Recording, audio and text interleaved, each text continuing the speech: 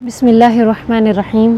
استخارہ کی مطلب ہے اللہ تعالیٰ سے مشورہ لینا یا اللہ تعالیٰ سے کسی کام کے لیے مدد حاصل کرنا۔ استخارہ کا مطلب صرف یہی ہے۔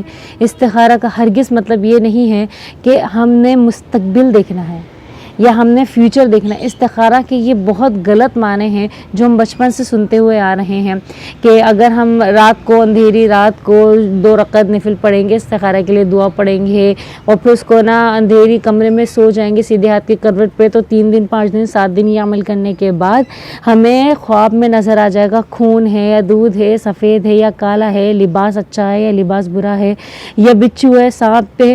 اگر یہ کوئی اچھی منفی چیز نظر آ گئی تو استخارہ میں نہ ہے، اور اگر کوئی مثبت چیز نظر آ گئی تو استخارہ میں ہاں ہے۔ نعوذ باللہ من ذالک۔ یہ تعلیم کون دے رہا ہے؟ یہ کتنے ٹائم سے یہ تعلیم چلی آ رہی ہے، لوگ یہی کر رہے ہیں کہ استخارہ کا یہی معنی یہی مطلب بنا دیا ہے کہ لوگ یہ واضح طور پہ بتا رہے ہیں کہ ہم نے استخارہ کیا تو ہمیں فیوچر دکھے گا خواب میں۔ نعوذ باللہ من ذالک۔ فیوچر بھلا کیوں کر دکھ سکتا ہے؟ ہمیں فیوچر دیکھنا تو منع ہے، اسلام میں اجازت نہیں ہے۔ ہاتھ کی لکیروں سے فیوچر دیکھنا، ہاتھ کی لکیروں سے مستقبل دیکھنا، یا ستاروں کی چال سے فیوچر دیکھنا، یا کارڈ کے ذریعے کوئی فیوچر دیکھنا، مستقبل دیکھنا، یہ حرام ہے، ناجائز ہے، بالکل غلط ہے یہ اسلام میں۔ تو بھلا استخارہ کے ذریعے مستقبل کیوں کر دیکھا جا سکتا ہے؟ مستقبل کیوں کر ہمیں دکھایا جا سکتا ہے، جبکہ اسلام میں خود ممانعت ہے اس چیز کی؟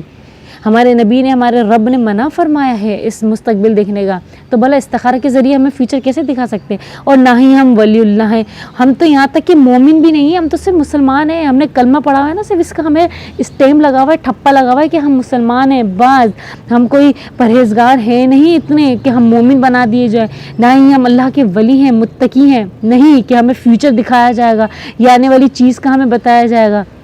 یہ تو اللہ کے ولی ہوتے ہیں جن کو اللہ تعالیٰ الہام کر دیتے ہیں، الہام تو بھی فیوچر نہیں دکھاتے، اللہ تعالیٰ الہام کر دیتے ہیں۔ یہ ابھی اب کوئی پیغمبر بھی نہیں ہے کہ ہمیں پیغمبر کے ذریعے معلوم ہو جائے گا، کیونکہ اللہ تعالیٰ پیغمبر کو وحی کے ذریعے بتایا کرتے تھے۔ وحی کو نبی کریم صلی اللہ علیہ وسلم کو بھی غیب کا علم یا فیوچر کا علم نہیں ہوتا تھا، انہیں بھی نبی کریم صلی اللہ علیہ وسلم کو بھی اللہ تعالیٰ وحی کے ذریعے بتلایا کرتے تھے۔ تو بتائیے کہ اب وحی سے بڑھ کر کیا یہ استخارہ ہو جائے گا، ہمیں فیوچر دکھایا جائے گا؟ نعوذ باللہ من ذالک۔ نہیں، خدا را اس چیز سے باز آ جائیے، باہر آ جائیے۔ استخارہ کے صحیح مطلب، صحیح معنی ہے مشورہ حاصل کرنا۔ اگر آپ کسی چیز میں، کسی بات میں، کسی کام میں پرسکون نہ ہو، بے چین ہو، دل مطمئن نہ ہو، تو آپ نے بیسٹ طریقہ ہے کہ اللہ تعالیٰ سے مشورہ حاصل کرنا ہے، اللہ تعالیٰ سے آپ نے مدد حاصل کرنی ہے، اور وہ استخارہ کے ذریعے ہے، اور استخارہ خود کرنا ہے، کسی اور کے ذریعے نہیں ہے۔ ابھی بھی جو ہے ہم لوگوں کو کہتے ہوئے سنتے ہیں کہ لاؤ میں استخارہ کر دیتا ہوں فلاں بابا سے یا فلاں مولوی سے، فلاں مفتی سے استخارہ کر، نہیں، استخارہ خود کرنے کا نام ہے۔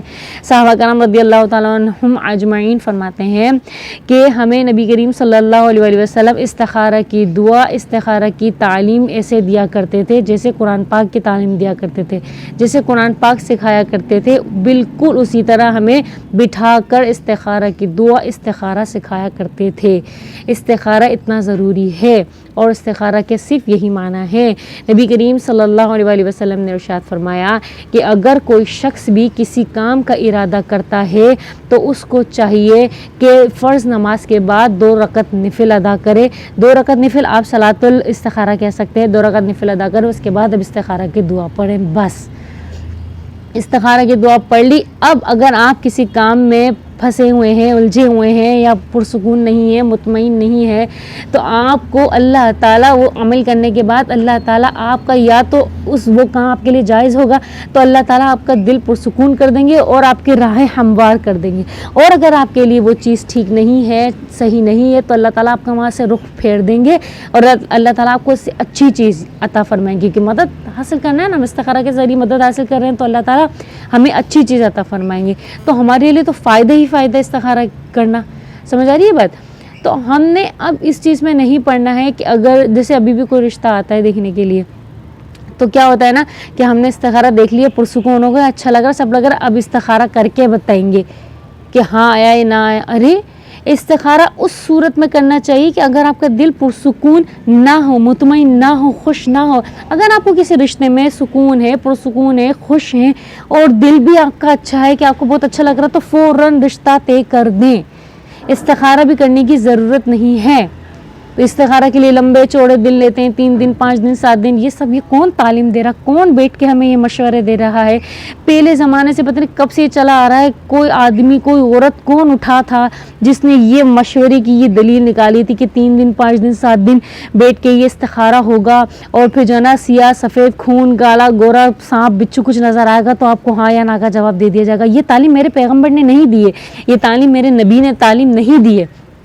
یہ تعلیم صرف اور صرف وہ بدعتی، وہ مشرک لوگ دے رہے ہیں جن کو دین کا علم نہیں ہے، جو دین سے بھٹکے ہوئے ہیں. خدا را منت کرتی ہوں، صرف اور صرف استخارہ آپ نے صرف شادی کے لیے بھی نہیں کرنا ہے، ہر کام کے لیے. اگر آپ کو یہ سمجھ میں نہیں آ رہا کہ میں اسکول میں یا کالج میں کون سا سبجیکٹ لوں، سائنس لوں، کامرس لوں، آرٹس لوں، تو اس میں بھی آپ نے اللہ تعالیٰ سے مشورہ کرنا ہے، استخارہ کرنا ہے. آپ کو گھر چاہیے، یہ گھر لوں نہ لوں، اس میں بے چین ہوں تو اس میں بھی استخارہ کریں. کوئی دکان چاہیے، اس میں بھی استخارہ کریں. ہر چیز میں اللہ تعالیٰ سے مدد حاصل کریں. بس استخارہ کا مطلب مستقبل دیکھنا نہیں ہے.